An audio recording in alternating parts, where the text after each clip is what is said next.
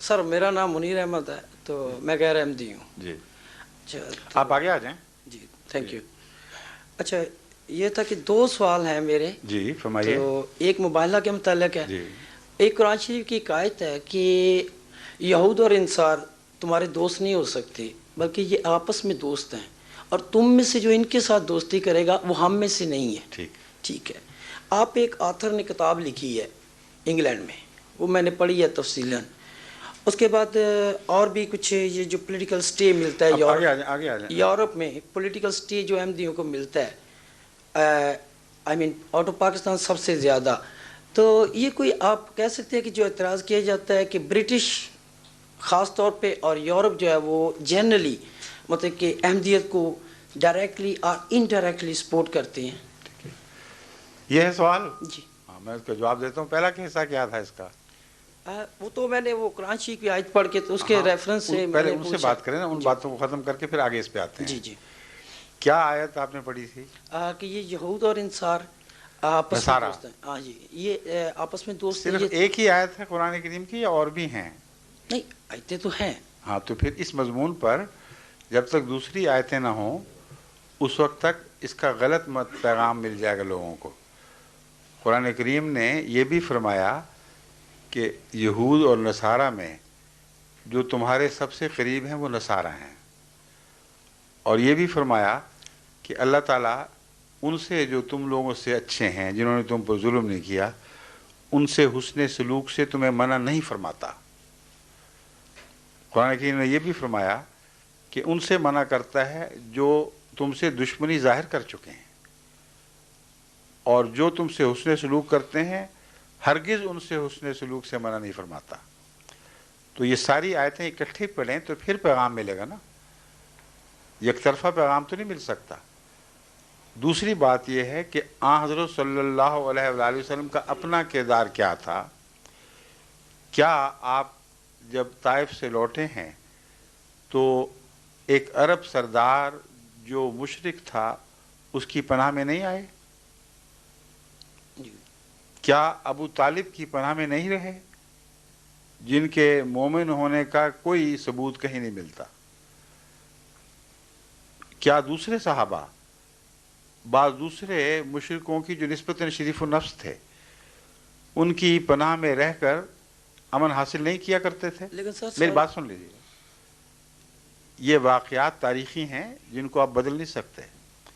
اس لیے وہ جو معاملہ ہے وہ بالکل اور نوعیت کا ہے. وہ یہ ہے کہ جنگ کے دوران جب دشمن سے لڑائی ہوتی تھی تو بعض مسلمان اپنی دوستی کے بہانے یا دوستی کی وجہ سے غیروں سے اس طرح ملتے جلتے تھے کہ ان کو اسلام کی فوجی راز مل جایا کرتے تھے، اور اس کو اللہ تعالیٰ نے سخت ناپسندیدگی کی نظر سے دیکھا اور فرمایا کہ اگر تم ایسے تعلقات سے باز نہیں آؤ گے جس میں اسلام کو نقصان پہنچتا ہے تو پھر تمہارا خدا سے کوئی تعلق نہیں رہے گا. لیکن دوسروں سے حسن سلوک کا جہاں تک معاملہ ہے، آن حضرت صلی اللہ علیہ وآلہ وسلم کی ساری زندگی حسن سلوک میں صرف ہوئی ہے. عبداللہ بن ابی بن سلول سے بھی آپ نے حسن سلوک فرمایا. اس لیے ایک آیت پڑھ کر اس کا ایک نتیجہ نکال لینا جائز نہیں ہے. قرآن کا مزاج دیکھنا چاہیے، اور ملتی جلتی ساری آیتیں اب دیکھیں، ان پر غور کریں تو آپ کو سمجھ آئے گی کہ غیروں سے اچھے معاملات، حسن سلوک کا طریق نہ قرآن نے منع فرمایا نہ رسول اللہ علیہ وسلم کی اسوہ سے ثابت ہے. دشمن سے ایسی دوستی کہ اپنوں کے خلاف بات کرنا اور اپنے مفادات بیچ دینا، یہ بڑا بھیانک جرم ہے جس کی قرآن کریم نے سختی سے منائی کی ہے. اب جہاں تک یہاں یورپ میں احمدیوں کے پناہ لینے کا تعلق ہے، احمدی زیادہ پناہ لے رہے ہیں یا دوسرے غیر احمدی پاکستانی؟ کبھی آپ نے جائزہ لیا؟ نہیں، اسٹیٹسٹیکلی تو احمدی زیادہ لے رہے ہیں. نہیں، اسٹیٹسٹیکلی بالکل غلط آپ بات کہہ رہے ہیں. پرپوجنیٹلی میں میری گزارش سن لیجیے. میں بیلجیم گیا، وہاں کے جو چیف کمشنر تھے اس معاملے میں وہ مجھ سے ملنے آئے. اس وقت جو احمدی تھے میرے علم کے مطابق وہ 100 سے کم تھے یقیناً. جو واقعتاً تھے، اور اس نے مجھے کہا کہ ہم اس لیے احمدیوں کو پناہ دینے میں متردد ہیں کہ سینکڑوں ہیں جو یہاں پہنچ چکے ہیں، اور اگر ہم نے ان کے ساتھ حسن سلوک کیا تو سارا پاکستان امڑ آئے گا۔ ان کو میں نے چیلنج کیا، میں نے کہا آپ جائزہ لے کے دیکھیں، اکثر ان میں غیر احمدی ہیں۔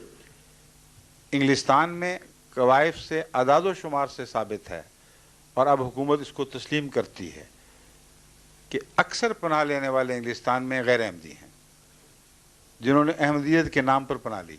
سر اب تو تصدیق ہوتی ہے، جی آپ کی تو تصدیق ہوتی ہے کیا تصدیق؟ کہ پیچھے سے کہتے ہیں کہ اگر کسی نے احمدی کا کیس کرایا ہے تو وہ احمدی کا کیس کرایا ہے، باوجود اس کے کہ وہ احمدی نہیں ہے، اور جب ہم ان کو کہتے ہیں کہ احمدی نہیں ہے پھر بھی اس کو پناہ دے دیتے ہیں۔ سمجھے؟ جی۔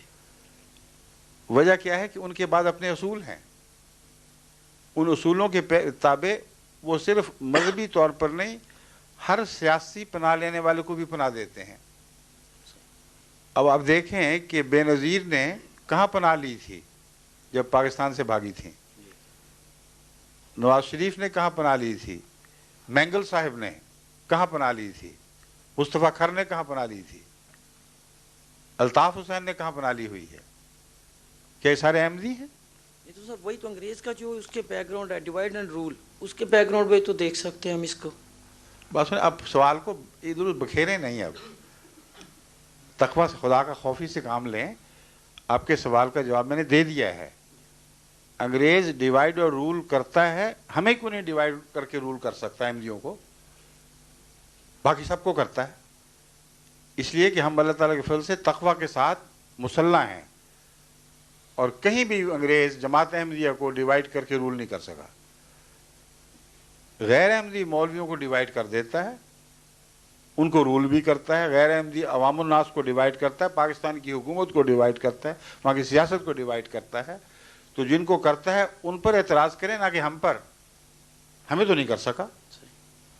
میں تو انگلستان میں بیٹھ کر وہیں انہی کے ٹیلی ویژن پر عیسائیت کے غلط ہونے، اس کا بے بنیاد ہونے، لغو ہونے کے متعلق آئے دن تقریریں کرتا ہوں، کھلے تبصرے کرتا ہوں، اس لیے کہ مجھے پتہ ہے کہ اس قوم میں جہاں فساد ہیں وہاں خوبیاں بھی ہیں۔ ان میں بنیادی طور پر ڈیموکریٹک ویلیوز کی قدر ہے، جو بدقسمتی سے ہمارے ملک میں نہیں رہی۔ اس لیے اگر ان کے ملک میں قانون شکنی نہ کریں اور اصولی اور اخلاقی لحاظ سے آپ ان کی اوپر جیسے چاہے تنقید کریں، یہ ہاتھ نہیں ڈال سکتے۔ تو جو کسی میں خوبی ہو اس کو بھی تسلیم کرنا چاہیے، ہم اس سے فائدہ اٹھا رہے ہیں۔ لیکن ہمارے اسلام پر ان کی طرف سے کیا ضرب پڑی؟ اب آپ غور کیجئے، یہ سارے قصے آپ نے فرضی سن رکھے ہیں، بچپن سے آپ کے دل پہ اثر پڑ گیا ہے، لیکن کبھی آپ نے ہوش کی آنکھ کھول کر دیکھا ہے کہ اس الزام میں کوئی سچائی ہے بھی کہ نہیں، ہو بھی سکتی ہے کہ نہیں؟ میں آپ کو بتاتا ہوں۔ یہ جتنے مولوی ہمارے خلاف ہیں جو کہتے ہیں انگریز کا پٹھو ہیں، یہ حضرت عیسیٰ علیہ السلام کو زندہ مانتے ہیں کہ نہیں؟ مانتے ہیں؟ یہ مانتے ہیں کہ جب ان کو ضرورت پڑی تو اللہ نے ان کو آسمان پر اٹھا لیا؟ یہ مانتے ہیں کہ آسمان سے دوبارہ اتریں گے؟ قرآن کریم فرماتا ہے کہ جب یہ تجھ سے سوال کرتے ہیں کہ تو آسمان پر جا کے دکھا اور پھر اتر کے دکھا، تو ان کو کیا جواب دے؟ قل سبحان ربی ہل کنت الا بشر رسولا۔ تو ان کو یہ جواب دے کہ میرا رب اس قسم کی لغو باتوں سے پاک ہے، میں تو صرف ایک بشر ہوں اور ایک رسول ہوں۔ یعنی بشر نہ آسمان پہ جا سکتا ہے، رسول نہ آسمان پر جا سکتا ہے، جس طرح یہ کہتے ہیں بدن سمیت نہ آسمان سے اتر سکتا ہے۔ اگر حضرت عیسیٰ علیہ السلام آسمان پہ چڑھے ہوتے تو کیا یہ جواب درست تھا؟ جب رسول اللہ صلی اللہ علیہ وسلم سے سوال ہوا کہ آپ جب تک چڑھ کر نہ دکھائیں اور اتر کے نہ دکھائیں ہم نہیں مانیں گے، تو خدا نے کیا جواب اسے دیا؟ تو ان سے کہہ دے میرا رب ایسی باتوں سے پاک ہے، میں تو ایک بشر ہوں صرف، اور رسول ہوں۔ یعنی بشر اور رسول نہ زندہ آسمان پر چڑھ سکتے ہیں نہ زندہ اتر سکتے ہیں، انکار ہے اس بات کا۔ اور اسی وجہ سے عیسائی مسلمانوں کے اوپر مسلسل حملے کرتے رہے اور ہندوستان میں کثرت کے ساتھ ان کو عیسائی بنایا کہ یہ آیت وہاں کے پادری پڑھا کرتے تھے. جب تک احمدیت نے آ کے مقابلہ نہیں کیا دندناتے پھرتے تھے عیسائی یہی آیت لے کے کہتے تھے دیکھو محمد رسول اللہ تمہارے رسول بشر تھے اور رسول تھے ان کا ٹھیک ہے. قرآن کریم کہتا ہے بشر اور رسول آسمان پر نہیں چڑھ سکتے. بتاؤ عیسیٰ چڑھے ہیں کہ نہیں؟ وہ کہتے چڑھ گئے. اتریں گے کہ نہیں؟ اتریں گے. تو پھر وہ نہ بشر رہے نہ رسول رہے, وہ خدا کے بیٹے ہیں. یہ دلیلیں جو ان کے ہاتھوں میں تھمانے والے لوگ ہیں یہ غیر احمدی مولوی ہیں. انہوں نے عیسیٰ کو زندہ کر دیا ہے اور اس کے ساتھ عیسائیت زندہ ہو گئی. حضرت مسیح موعود علیہ السلام جن کو آپ انگریز کا پودا کہتے ہیں, آپ نے یہ اعلان کیا کہ عیسیٰ کو مرنے دو کیونکہ اسی میں اسلام کی زندگی ہے.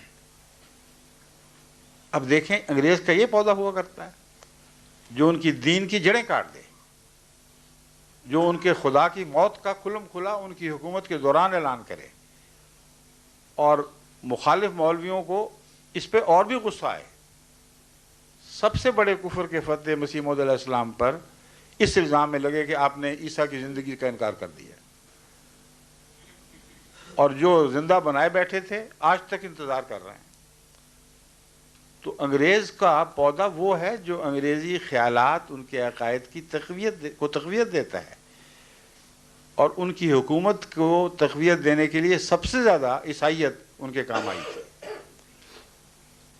یہ جو ساری دنیا میں اب غلام ملکوں میں عیسائیت پھیلاتے پھرتے ہیں, کیا آپ کا خیال ہے کہ ان کو واقعتاً ان کے سیاستدانوں کو عیسائیت سے محبت ہے؟ کچھ بھی نہیں. اکثر تو خود اپنی زندگی بے دینی کی حالت میں بسر کر رہے ہیں. ان کو یہ پتہ ہے کہ سیاسی استحکام غلام ملکوں میں پیدا کرنا ہو تو ان کا مذہب بدل دو. لیکن سر یہ تو افریقہ وغیرہ میں جاتے ہیں یا مذہب ہے کوئی؟ افریقہ میں بھی یہی کرتے ہیں. افریقہ میں بھی کثرت کے ساتھ عیسائی بنائے ہیں. جہاں عیسائی بن گئے وہاں ان کی حکومتیں مستحکم ہو گئیں. جہاں نہیں بنا سکے وہاں مستحکم نہیں ہوئیں. اب افریقہ کی بات چھیڑی ہے تو وہاں ان کا مقابلہ کس جماعت نے کیا؟ سوائے جماعت احمدیہ کے کسی جماعت نے ان کا مقابلہ نہیں کیا. ان کے اپنے چرچ کی کونسلز نے یہ اقرار کیا, چھپے ہوئے ان کے سارے اقرار نامے موجود ہیں کتابوں کی شکل میں اور رسالوں کی صورت میں. وہ کہتے ہیں کہ ہمارا یہ پروگرام تھا کہ 50 سال کے اندر اندر افریقہ کے ایک کنارے سے دوسرے کنارے تک مشنریوں کی ایک ایسی زنجیر کھینچ دیں کہ سارے افریقہ کو عیسائیت کے دامن میں لے آئیں. لیکن ایک جماعت احمدیہ مسلم جماعت یہ اٹھی اور چند مبلغ لے کر انہوں نے وہ کام کیا کہ ہر جگہ عیسائیت کو شکست ہونی شروع ہوئی. اس زمانے کا ان کا اقرار یہ تھا کہ اب تو یہ حال ہے کہ ایک عیسائی ہوتا ہے تو 10 مسلمان ہوتے ہیں جو احمدیہ جماعت کر رہی ہے. لیکن یہ تو پرانی باتیں ہیں. اب تو افریقہ میں ایک سال میں ایک ملک میں کئی لاکھ احمدی ہو رہے ہیں, اور وہ سارے خدا کے فضل سے عیسائیت کے جنگل سے نکل کر احمدیت کی گود میں آ رہے ہیں, یعنی اسلام میں. تو یہ انگریز نے حرکت کی تھی, اپنے دین کو برباد کروایا, اپنی سیاست کو برباد کروایا. اتنی محنت سے جو ملک کمائے, خود ان ملکوں کو اپنے دین سے بھی اور اپنے سیاست سے بھی منحرف کرنے کے لیے ایجنٹ بنا دیے. عقل کی بات کرنی چاہیے, یہ ہو ہی نہیں سکتا. حضرت مسیح موعود علیہ السلام نے جو کچھ کیا, اگر معمولی عقل کے ساتھ اس کا تجزیہ کریں تو آپ حیران رہ جائیں گے کہ اسلام کے حق میں کتنا عظیم ایک پہلوان تھا جس سے قوم نے بدسلوکی کی ہے. حضرت مسیح موعود علیہ السلام کے دور میں یہ حالت تھی کہ ملا لوگ انگریزی کے بھی دشمن ہو کر, تعلیم کے دشمن ہو کر یہ فتوے دے رہے تھے کہ انگریزی اسکولوں کا بائیکاٹ کرو, انگریزی تعلیم کا بائیکاٹ کرو, اور صرف مدرسوں تک رہو. اور تیزی کے ساتھ ہندو تعلیم پر قبضہ کر رہے تھے. مودودی صاحب جو بعد میں آئے ہیں ان کے وقت تک یہ حال تھا مولوی کی جہالت کا کہ انہوں نے وکیل ہونے کے خلاف فتویٰ دیا اور کہا کہ وکالت ایک سراسر زہر ہے اور اسلام اور وکالت اکٹھے نہیں رہ سکتے. یہاں تک فرمایا کہ شرک ہی شرک ہے. اور یہی وہ طریق تھا جس طریق پر ان علماء نے مسلمانوں کو برباد کر دیا، ان کو تعلیم سے محروم رکھا، ان کو ترقی سے محروم رکھا، اور ہندوؤں نے ان ساری جگہوں پہ قبضے کر لیے. یہ ان کی ہمدردی ہے. حضرت مسیح موعود علیہ السلام نے یہ تعلیم دی کہ دیکھو، تعلیم حاصل کرنا قرآن کریم اور رسول اللہ صلی اللہ علیہ وسلم کے ارشاد کے مطابق ہر مسلمان پر فرض ہے. ہر تعلیم حاصل کرو، ورنہ تم جواب کیسے دو گے ان کو؟ تعلیم حاصل کرو اور تمام دوڑ کے مقابلوں میں ان سے آگے نکلو، لیکن دین ساتھ ساتھ رکھو اور دینی معاملات میں ان کے سامنے سر نہ جھکاؤ. جہاں انہوں نے یہ اچھی بات کریں ان کی تعریف کرو، جہاں بری بات کریں وہاں ان کا انکار کرو، لیکن دشمنی کی خاطر محض گالیاں دینا تمہارے کسی کام نہیں آئے گا. یہ تعلیم قرآنی اور اسلامی ہے کہ نہیں؟ جی. تو آپ حضرت مسیح علیہ السلام کی تعلیم کو دیکھیں اور اسٹریٹجی کو دیکھیں، پھر آپ کو سمجھ آئے گی کہ کتنا عظیم خدا تعالیٰ کی طرف سے اسلام کے دفاع کا ایک پہلوان اٹھا تھا جس کی قدر نہیں کی گئی. آپ نے مسلسل انگریز کے بنائے ہوئے جھوٹے خدا کا مقابلہ کیا ہے، ایک دن بھی اس سے باز نہیں آئے. اور مسلسل مولویوں نے آپ پر اس وجہ سے حملہ کیا. اور آپ کی حکمت عملی یہ تھی کہ انگریز کو کہتے تھے تم سے ہمارا سیاسی مقابلہ نہیں ہے،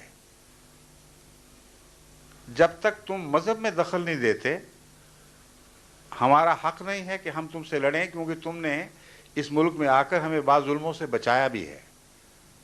پنجاب میں سکھ جو ظلم کر رہے تھے مسلمانوں پر، ان کا تو کوئی حال ہی نہیں تھا، ان کو زندہ رہنے کا حق نہیں، اذان دینے کا تک کا بھی حق نہیں تھا. حضرت مسیح صاحب نے صاف لکھا کہ میں جو تمہاری تعریف کرتا ہوں تمہارے انصاف کی وجہ سے کرتا ہوں. تم نے مسلمانوں کے حقوق کو قائم کر دیا، شکریہ، لیکن جہاں تک تمہارے دین کا تعلق ہے میں اسے لڑوں گا، کیونکہ وہ جھوٹا دین ہے. جس کے تابع تھے اس کو دجال کہا. کتابیں اٹھا لیں مسلم سے، آج تک ہم یہی کہہ رہے ہیں. تو سر یہ جہاد جو تھا، میری بات سنیے، دجال کہا کہ نہیں ان لوگوں کو؟ جی. ہے دجال جس کو کہا جا رہا ہے اس کا غلام ہوتا ہے اگلا انسان. اور ثابت کیا کہ وہ کانا دجال جو آنا تھا وہ تمہاری قومیں ہیں. تمہاری دائیں آنکھ اندھی ہے کیونکہ تمہارا دین مر چکا ہے، تمہاری بائیں آنکھ جو دنیا پرستی کی وہ روشن ہے، اس لیے تم ہی دجال ہو. یہ جو خود کاشتہ پودا ایسی باتیں کیا کرتا. اور ان لوگوں نے، مولویوں نے کیا کیا؟ انہوں نے کہا نہ دجال تو ابھی آنا ہے، وہ تو اس وقت آئے گا جب وہ گدھا پیدا ہو جائے گا جو اتنا لمبا چوڑا ہے، آگ کھائے گا اور چلنے سے پہلے اعلان کیا کرے گا. وہ گدھا تو پیدا ہی نہیں ہوا، اس کی ماں بھی نہیں پیدا ہوئی، تو دجال کہاں سے آ جائے گا؟ تو اب بتائیں، یہ مولویوں کی باتیں عقل کی ہیں جو مسیح موعود علیہ السلام کی باتیں عقل کی ہیں. لیکن سر ایک بات ہے، یہ حضور جو بات کرتی ہیں ایلیگوریکل سمبولک، مطلب جو کرائسٹ کے معجزے ہیں، آگے آ جائیں. کرائسٹ کے جو معجزے ہیں، کہا جاتا ہے کہ وہ بھی سمبولک تھے، یعنی کہ ٹرو سینس میں وہ نہیں ہوا. اور اس کے بعد کانا دجال کی بات کرتے ہیں کہ وہ بھی ٹرو سینس سے کریکٹر نہیں ہے، وہ سمبولک ہے لیکن لفظی نہیں ہے. جی. ٹرو سینس تو وہ نہیں، ٹرو سینس مطلب لٹریٹ میننگ جو ہے اور سمبولک ہے. لفظی ترجمہ جائز نہیں ہے. ہم اس کو ثابت کرتے ہیں، اس طرح ثابت کرتے ہیں کہ تم دیکھو کہ اگر وہ گدھا آئے جس کو تم کہہ رہے ہو واقعی گدھا ہو، تو وہ گدھا آگ کھائے گا، ٹھیک ہے جی، اور آگ کھا کر چلے گا اور اس کے پیٹ میں سواریاں بیٹھیں گی، اور داخل کہاں سے ہوں گی؟ کس راستے سے؟ کبھی غور بھی تو کریں. رسول اللہ صلی اللہ علیہ وسلم نے اس کا سمبولک ہونا خود ثابت کر دیا ہے، ان کو نظر نہیں آتا. آپ نے فرمایا اس کے پہلو میں کھڑکیاں ہوں گی، پیٹ کے دونوں طرف وہاں سے لوگ بیٹھیں گے اور اندر تو اس نے آگ کھائی ہوگی تو جلیں گے کیوں نہیں. فرمایا اندر آرام دہ بیٹھنے کے انتظام ہوں گے اور روشنیاں بھی جل رہی ہوں گی. اور وہ گدھا اتنا تیز رفتار ہوگا کہ مہینوں کا سفر ایک دن میں یا گھنٹوں میں طے کرے گا. اور فرمایا کہ وہ اس کے اسٹیشن ہوں گے, ہر اسٹیشن پر رکے گا اور کہے گا آ جاؤ جس نے بیٹھنا بیٹھ جائے, میں چلنے لگا ہوں. پھر چل پڑے گا اور پھر اگلے اسٹیشن پہ رکے گا, پھر اگلے اسٹیشن پہ رکے گا اور سواریاں اس میں سفر کریں گی. جب رسول اللہ صلی اللہ علیہ وسلم نے اتنی وضاحت سے پیش گوئی کی تو اس کو لفظی کہنے والا گدھے کے سوا کوئی نہیں ہو سکتا. آنکھوں کے سامنے بات روشن ہو گئی. دنیا میں مذہبی پیشگوئیوں کی تاریخ میں اس سے زیادہ عظیم الشان پیشگوئی آپ کو کہیں دکھائی نہیں دے گی. لفظاً پوری ہوئی ہے, مگر معنی کے طور پر ہر لفظ کے جو معنی ہیں وہ پورے ہو گئے. پھر یہ بھی مولویوں نے نہیں سوچا کہ وہ گدھا جو اس طرح دوڑی پھرتا ہے اسٹیشن بنا بنا کر, ہے تو دجال کا گدھا مگر چڑھتے ہیں اس میں عام لوگ. اور پھر یہ نہیں سوچا کہ وہ سمندر میں بھی چلتا ہے, اور رسول اللہ صلی اللہ علیہ وسلم نے فرمایا کہ جب وہ سمندر میں چلے گا تو اس کا حجم اتنا بڑا ہو جائے گا کہ وہ خوراک کے پہاڑ اٹھا کر سفر کر رہے گا سمندر میں, اور گھٹنوں سے نیچے نہیں ڈوبے گا. اس پر پہاڑوں کے خوراک کے پہاڑ لدے ہوں گے. اور آپ نے فرمایا کہ وہ خوراک کے جو پہاڑ لدے ہوں گے وہ دجال کی طرف سے غریب قوموں کی طرف تحفہ لے کے جائے گا, لیکن صرف ان غریب قوموں کی طرف جو دجال کے سامنے اپنا سر جھکا دیں گے. جو دجال کی بالادستی کو قبول نہیں کریں گے, وہ بھوکے مر جائیں تو ان کو یہ فوڈ ایڈ نہیں دے گا. کبھی آپ نے سنا ہے کہ امریکہ سے واقعتاً ماؤنٹین لوڈز پہاڑ لدے ہوئے خوراک کے چلتے رہے ہیں جہازوں پر اور ان غریب ملکوں کی طرف جاتے رہے ہیں جہاں بھوک تھی مگر وہ امریکہ کی بالادستی کو قبول کرتے تھے. ساتھ کے ہمسائے بھوکے مرتے رہے, ان کی انہوں نے کبھی پرواہ نہیں کی. درست ہے یا غلط ہے؟ صحیح. تو ابھی بھی پتہ نہیں کہ وہ گدھا کیا ہے. پھر آن حضرت صلی اللہ علیہ وآلہ وسلم نے تو کوئی ایسا موقع چھوڑا ہی نہیں جس سے صاحب عقل کو سمجھ آ جائے کہ لفظی پیشگوئی نہیں ہے, مانوی ہے. آپ نے فرمایا وہ گدھا اتنی لمبی چھلانگ لگائے گا کہ ایک قدم اس کا مشرق میں ہوگا تو دوسرا مغرب میں, اور بادلوں سے اوپر اڑے گا. اب بتائیے کہ جب جہاز مشرق سے اڑتے ہیں اور مغرب میں لینڈ کرتے ہیں اور بادلوں سے اوپر سفر کر رہے ہوتے ہیں تو کیا رسول اللہ صلی اللہ علیہ وسلم کی پیشگوئی پوری نہیں ہوتی؟ تو اگر آپ لفظوں میں اٹکے رہے تو کبھی بھی مرتے دم تک بھی آپ دجال کی گدھے کو نہیں پہچان سکیں گے. دجال کو پہچانے کی تو باری ہی نہیں آنی. بس وہ علامتیں جو حضرت اقدس محمد رسول اللہ نے کھول کھول کر بیان فرمائیں اور ہمارے سامنے پوری ہو گئیں, ان کو جب میں غیروں کی مجلس میں, عیسائیوں کی مجلس میں بیان کرتا ہوں تو ہر ایک سر ہلاتا ہے کہ درست ہے, یہ پیشگوئی بڑی صفائی سے پوری ہو گئی ہے. ایک بات مولوی بیٹھے سے ہلا رنگ نہیں ہوئی. تو کس دن کا انتظار کر رہے ہیں؟ اس دور میں آنکھیں کھولیں, اس زمانے کے علم میں آنکھیں کھولیں تو آپ کو احمدیت کے سوا کوئی سچا دکھائی نہیں دے گا مولویوں اسلام کے اندر. کیونکہ ہر بات کو ہم اس طرح سمجھتے ہیں جیسے اللہ تعالیٰ کی عقل کل کا تقاضا ہونا چاہیے. پروفٹس کی وزڈم, یعنی جو عقل اور حکمت اللہ تعالیٰ اپنے نبیوں کو عطا کرتا ہے اس کے مطابق اس کی شایان شان ہم ترجمے کرتے ہیں اور پھر وہ پورے ہوتے دکھائی دے دیتے ہیں. تو جب دن چڑھ آئے تو پھر کیا شک کی گنجائش ہے کہ رات ہے کہ دن ہے. اس لیے احمدیت کا اس نظر سے بھی مطالعہ کر کے دیکھیں. وہ دجال آ بھی گیا, اس کے دن پھر بدلنے بھی شروع ہو گئے اور ابھی تک یہ لوگ انتظار کر رہے ہیں. اور کبھی آپ کو پتہ ہے کہ یہ کائنات ہے کتنی بڑی؟ یہ تو کسی کو نہیں پتا. ہیں؟ یہ تو کسی کو نہیں پتا. نہیں, سائنسدانوں نے اندازہ لگا لیا. روشنی کے سفر سے روشنی 1,86,000 میل فی سیکنڈ کے لحاظ سے سفر کرتی ہے. درست؟ اور اس کائنات کے پرلے کنارے سے جو اس وقت سب سے دور ہے، وہاں سے جو روشنی 18 ارب سال یا 20 ارب سال پہلے چلی تھی، وہ اب یہاں زمین پہ پہنچ رہی ہے، اور وہ 18 ارب سال پہلے کے واقعات اس زمانے کی روشنی پہنچ کر بتا رہی ہے کہ میں کتنی دور سے آئی ہوں اور کیا پیغام لائی ہوں۔ تو کائنات کا فاصلہ اتنا بڑا ہے کہ اگر ایک شخص روشنی پر چڑھ کر سفر کرے 1,86,000 میل فی سیکنڈ، تو اس کو کائنات کے دوسرے کنارے تک پہنچنے کے لیے کتنا وقت درکار ہوگا؟ 20 ارب سال یا 18 ارب سال۔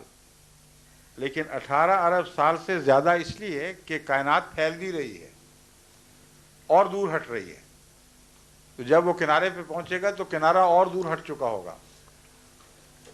اب سمجھ گئے بات کو؟ اب آپ کو پتہ ہے کہ حضرت عیسیٰ علیہ السلام کے متعلق مولوی کیا کہتے ہیں کہ کس آسمان پر اٹھائے گئے؟ چوتھے آسمان پر، ٹھیک ہے؟ کل کتنے آسمان ہیں؟ 7۔ تو چوتھا آسمان مڈل میں ہوا نا، ٹھیک ہے؟ تو مڈل کا فاصلہ یہاں سے کتنا ہوا؟ 10 ارب سال، ٹھیک ہے؟ اب حضرت عیسیٰ علیہ السلام اگر روشنی پر چڑھ کر اس وسطی آسمان کی طرف جا رہے ہوں تو ابھی یہاں کنارے پہ ہوں گے کہیں، کیونکہ 2000 سال اور 10 ارب سال میں بہت فرق ہے، بے انتہا فرق ہے، تو ابھی تو پہنچے ہی نہیں۔ اور ہاتھ لگا کر اگر فوراً واپس مڑیں تو مولوی آپ کو یہ کہتے ہیں کہ 20 ارب سال تک امید ہے کہ عیسیٰ علیہ السلام واپس آ جائیں گے۔ یعنی کہتے یہ نہیں ہے مگر مطلب یہی ہے ان کا، کیونکہ کہتے ہیں لفظاً مانو۔ تو یہ نبی لوگ ٹائم سپیس سے آزاد نہیں کیا؟ ہوتے؟ یہ نبی پیغمبر ٹائم اور سپیس سے یہ لوگ آزاد نہیں ہوتے؟ کیا وہ خدا کے قانون سے آزاد ہیں؟ نہیں، معراج شریف بھی تو نہیں، یہی ہے نا، میں یہ پوچھ رہا ہوں، ٹائم اور سپیس سے آزاد ہوئی ہے نا۔ خدا کے قانون سے آزاد ہیں؟ نہیں، خدا کی میری بات کانسنٹ سنیے، کے ساتھ تو ہے نا۔ میں کہہ رہا ہوں خدا کے قانون سے آزاد ہیں کہ نہیں؟ نہیں، اسپیس اور ٹائم کس نے پیدا کیا ہے؟ خدا نے۔ تو اس سے کس طرح آزاد ہو سکتے ہیں؟ لیکن خدا کی کانسنٹ کے ساتھ، کیا؟ اس کی مرضی کے ساتھ۔ اس کی کیا آپ اپنا قانون اپنی مرضی سے توڑ دیتے ہیں؟ اگر مقنن اچھا ہو تو وہ قانون میں گنجائشیں رکھتا ہے، اس کو توڑا نہیں کرتا۔ یہ جاہل لوگ ہی ہیں جو اپنے قانون بناتے ہیں، ناقص بناتے ہیں اور پھر توڑنا پڑتا ہے ان کو۔ جو مقنن اچھا ہو وہ قانون میں گنجائشیں رکھا کرتا ہے، توڑا نہیں کرتا۔ اللہ تعالیٰ کو اپنے قانون بنا کر توڑنے کی ضرورت کیا تھی، جبکہ قرآن خود کہتا ہے کہ میرے قوانین جو ہیں زمین و آسمان پر حاوی، ان میں ایک ذرہ بھی رکھنا نہیں ہے۔ کبھی پڑھی نہیں آپ نے یہ آیت؟ اللہ تعالیٰ فرماتا ہے اتنا بھی رکھنا نہیں ہے کہ اگر تم نظر کو دوڑاؤ اور ڈھونڈو کہ شاید کہیں کوئی لوپ ہول باقی رہ گیا ہو تو تمہاری نظر تھکی ہوئی واپس لوٹ آئے گی، پھر دوڑاؤ اور پھر ڈھونڈو کہ کوئی رکھنا ہے کہ نہیں۔ ناکام نامراد تھکی ہوئی نظر تمہاری لوٹ آئے گی مگر کہیں کوئی رکھنا نہیں پائے گی۔ تو جس خدا کا یہ دعویٰ ہے کہ میرا قانون اتنا کامل ہے، وہ توڑے گا کیوں؟ نعوذ باللہ من ذالک، وہ خود جاہل ہے۔ تو اس لیے خدا کا قانون ہر ایک کے اوپر برابر چسپاں ہوتا ہے۔ نبی بھی اس قانون کی زد سے باہر کبھی بھی نہیں رہے۔ کوئی نبی ایسا یہ نہیں ہوتا کہ وہ کہے کہ میں خدا کے قانون سے بالا ہوں۔ خدا اپنے قانون کے تابع ان کو بچاتا ہے، ورنہ فرعون سے بچانے کے لیے حضرت موسیٰ کو دوڑنے کا حکم کیوں دے دیا؟ رسول اللہ علیہ وسلم کو ہجرت کا کیوں فرما دیا؟ کیا دنیا کا معمولی عرب کا قانون بھی اس کا غلام نہیں تھا؟ تو حضرت عیسیٰ کے ساتھ یہ سلوک کہ جس کائنات میں رکھنا کوئی نہ ہو اس میں رکھنا خود پیدا کر دے۔ اور جہاں تک حساب کا تعلق ہے، جو صاحب دانش لوگ ہیں ان کو پتہ ہے کہ حسابی لحاظ سے روشنی کی رفتار سے آگے بڑھنا ممکن ہے ہی نہیں، اس حساب کی روح سے جو خدا نے پیدا کیا ہے، اس حساب کی روح سے جس کو قرآن کریم فرماتا ہے کہ اس حساب میں قیامت تک اسی حساب سے چاند سورج چلتے رہیں گے اور کبھی بھی ان کی رفتاروں میں کوئی فرق نہیں پڑے گا۔ تو قرآن کی دوسری آیتوں سے دیکھیں، اس لیے حضرت عیسیٰ کو بچانے کی خاطر آپ کوئی جھوٹی پناہ نہیں لے سکتے۔ اگر بچانے کی خاطر خدا نے یہ کام کیا کہ قانون توڑ دیے تو یہود سے وہاں کیوں نہ بچا لیا؟ 1000 گز اونچا اٹھا لیتا، یہود نے پہنچ جانا تھا 1000 گز تک، چوتھے آسمان پہ ضرور پہنچا کے رکھنا تھا۔ سارے قانون تہس نہس، سب نبیوں سے الگ سلوک۔ عقل کی باتیں کریں، خدا کا خوف کریں۔ قرآن کریم نے جو نقشہ کھینچا ہے اللہ تعالیٰ کی قدرت کاملہ اور حکمت کا، صرف عیسیٰ کو بچانے کی خاطر آپ اس کو توڑیں گے؟ اور یہ بھی نہیں سوچتے کہ وہ آ کے کرے گا کیا۔ وہی عیسیٰ آئے گا نا جو پرانا تھا۔ اگر مولوی کی بات آپ مانتے ہیں تو وہ کیا تھا؟ کس کی طرف رسول تھا؟ بنی اسرائیل کی طرف جی، یا اسلام کی طرف؟ بنی اسرائیل۔ قرآن نازل ہوا تھا اس پر؟ نہیں۔ اچھا اب بتائیں، وہ اسپیس میں بیٹھا ہوا ہے نا ابھی تک؟ رسول اللہ علیہ وسلم کو آئے ہوئے کتنا عرصہ ہو گیا ہے؟ 1400 سال۔ حضرت عیسیٰ اوپر غیر مسلم نبی کے طور پر بیٹھے ہوئے ہیں یا مسلم نبی کے طور پر؟ یہ تو کرسچنز کا اپنا کانسیپٹ ہے، مسلمز کا اپنا ہے۔ وہ مسلمان تو نہیں نا پھر؟ نہیں۔ تو غیر مسلم نبی یہاں آ کے کرے گا کیا؟ جبکہ قرآن کہے گا رسول الی بنی اسرائیل، اور وہ جو رسول کے ظاہر ہونے کے باوجود اپنا دین نہ بدلے، اس کی غلامی کریں گے آپ؟ عقل سے بات کریں۔ قرآن تو کہتا ہے ہم نے اس کو تورات کے تابع کیا، انجیل کے تابع کیا، قرآن کا ذکر بھی نہیں فرماتا کہ قرآن کے تابع کیا۔ تو آپ کو انجیل ہی پڑھائے گا نا آ کے، یا تورات کی تعلیم دے گا؟ تو وہ خود مسلمان ہو گئے، آپ کو عیسائی بنا دے گا آ کے۔ تھوڑا سا غور کریں، عقل دوڑائیں کہ یہ ہو کیسے سکتا ہے؟ حضرت عیسیٰ علیہ السلام آسمان پر بیٹھے ہوئے، رسول اللہ صلی اللہ علیہ وسلم ظاہر ہو گئے اور ان کو خبر ہی نہیں۔ اور اگر آپ کہیں کہ خبر ہو گئی تو خدا نے براہ راست خبر دی نا۔ پھر خبر ہونے کے بعد مسلمان ہوئے کہ نہیں؟ ہونا پڑے گا۔ مسلمان ہوئے تو اسلام پر عمل کیسے کریں گے؟ اسلام کی تعلیم براہ راست دل پہ نازل ہوگی، اور اگر دل پہ براہ راست نازل ہوئی تو ایک شریک نبی پیدا ہو گیا کائنات میں۔ یہ سارے ظلم، یہ سارے فساد اس لیے برداشت کرنا چاہتے ہیں آپ کہ مرزا صاحب کو سچا نہ مانے؟ سب کچھ اپنا جھوٹا کر دیا کہ مرزا صاحب کو نہ ماننا پڑے۔ یہ عقل کا سودا نہیں۔ بیٹھیے۔ Thank you sir, thank you.